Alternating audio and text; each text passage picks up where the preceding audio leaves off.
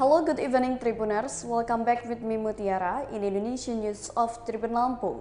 We will present you an updating and interesting information from every place in Indonesia.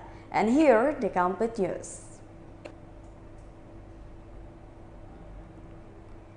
The first news is the house of a resident in Pipitan Village was burned by an unknown person.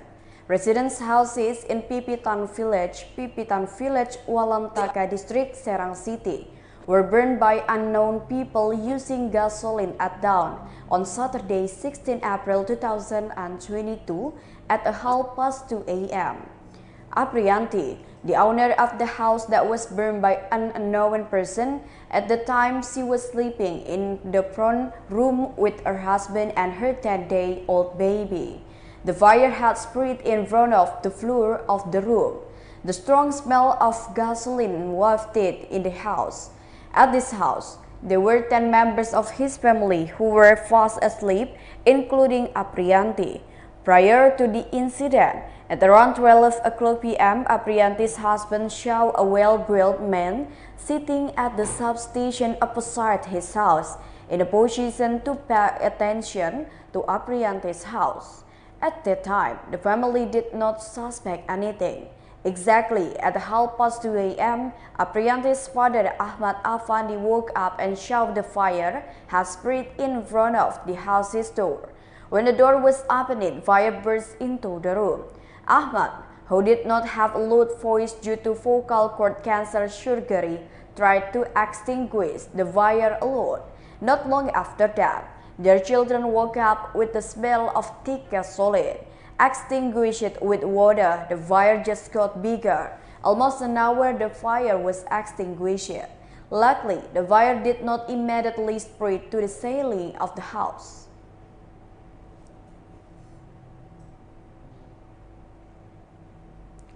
The next news is the action of the Bimbar bus hoarding diesel fuel is revealed. The public transport of Bimbar Dapur 12 buses entering and leaving public gas station without carrying passenger has become a public concern.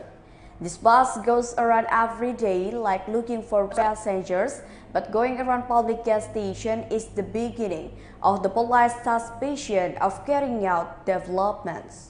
He said that his party had conducted an investigation for a week into the action of Bimbar bus, which often stockpile diesel fuel for resale. In fact, his party has also targeted a number of minibuses that do the same thing, unmitigated. From the 3 Bimbar buses, his party secured 1.1 ton of diesel fuel. He said that the Bimbar bus had carried out stockpiling activities since a few weeks ago when diesel fuel began to become scarce. The diesel fuel is stockpiled by Bimbar bus owners and drivers to be resold to a number of places, including industrial companies and oil retailers. To launch this action, the Bimbar bus owner even dared to modify the bus oil tank by adding a larger capacity.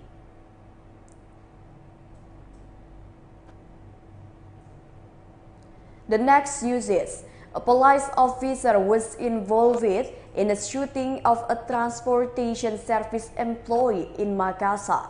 The case of the shooting of the Makassar City Transportation Service State Civil Apparatus, which was masterminded by the Makassar Civil Service Police Unit Chief, became the public spotlight.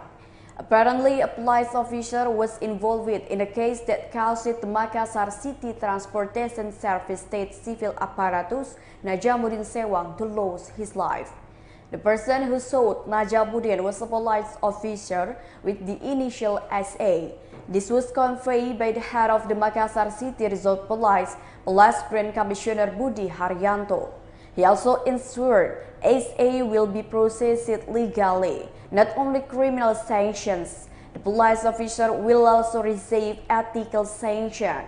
Budi conveyed that as they obtained weapons through online which were also involved in terrorist networks.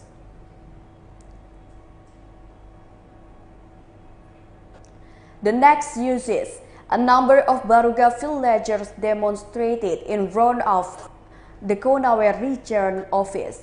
A number of residents of Baruga Village, Uepai District, Konawae Regency, Southwest Sulawesi, held a demonstration at the Konawae Region Office on Monday, 18 April 2022.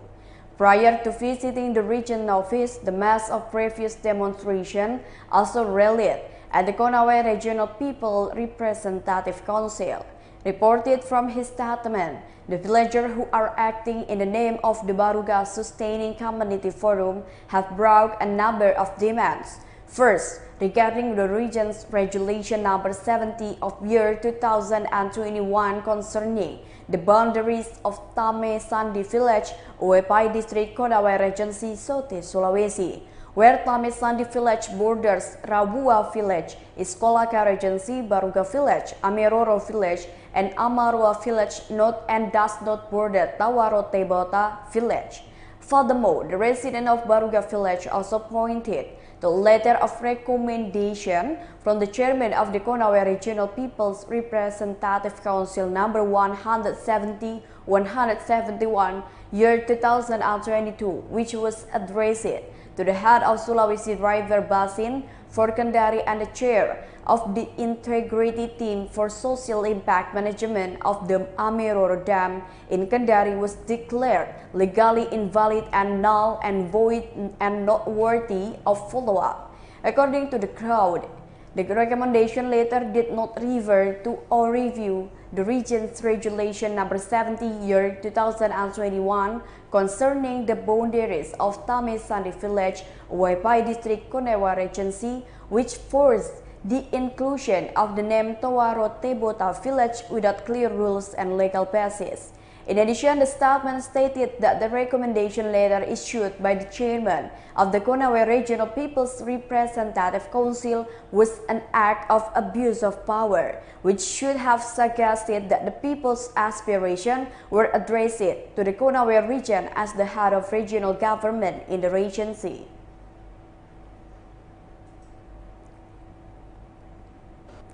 The next news is, a teen seeker drowned in the Lingang River. A man named Eddie, aged 43 years old, reportedly drowned in the Lingang River, Lingang Village, hanging East Belitung, on Sunday, 17 April 2022 at 5 o'clock p.m. According to local residents, the victim was known to be bathing in the river after working to mine tin around the location.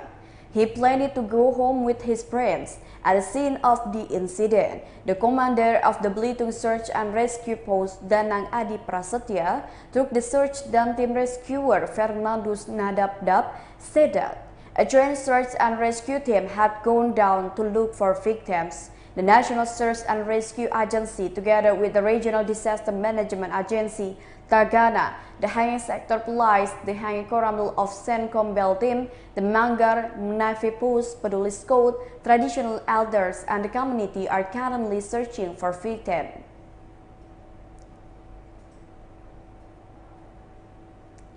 The next news is drug discovery in a grace jelly. Second-class B prison officer in Singkawang found 42 packages of methamphetamine in grace jelly takjil sent by online motorcycle taxis on Sunday, April 17, 2022. The officer found the narcotics when they searched the item deposited in the form of a fare for the Moscow. According to him, the package was delivered at around 4:30 p.m. The officer then carried out an examination and became suspicious of an object wrapped in a black plastic in a grass jelly. Finally, the object was opened and it was discovered that it contained shabu. Suspicious of the item, the officer then took the initiative to copy the package into a clear plastic bag. After doing the copying, it was found that the plastic packaging was wrapped with black duct tape. The officer then reported this discovery to the commander of the watch, who passed it on to him. His party immediately secured online motorcycle taxi drivers for inspection. The head of the Correctional Division of the Regional Office of the Ministry of Law and Human Rights in West Kalimantan, Ika Yusanti gave her appreciation to the second-class B prison officer in Singkawan. Thanks to the officer's accuracy and truthfulness, the methamphetamine smuggling attempt was thwarted.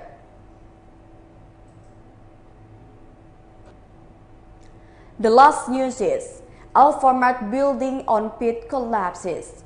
Alfamart mini market building collapsed. At least 15 people became victims. As previously reported, the Alfamart mini market building in Gambut, Banjar Regency, South Kalimantan, collapsed on Monday, April 18, 2022 in the afternoon. The Alfamart building was razed to the ground at around 4:45 a.m. When the mini market collapsed, a number of employees and visitors were crushed by the building. Until this news was written on Monday night at 40 minutes past 9 p.m., the evacuation of victims was still ongoing. At least 15 people fell victim to the rubble. One local resident said that it was estimated that there were more than 50 people trapped under the rubble. Apart from Alfamart employees and buyers, 2 employees from the spare parts sales office next to the shop in the same building were also victims of the debris. The victims were taken to the Sultan Agung Citra Graha Islamic Hospital, Gambut Health Center, and the Banjarmasin Ulin Regional General Hospital. Meanwhile, based on data from Tagana Social Service of South Kalimantan Province, the victims of the wreckage are said to be 16 victims.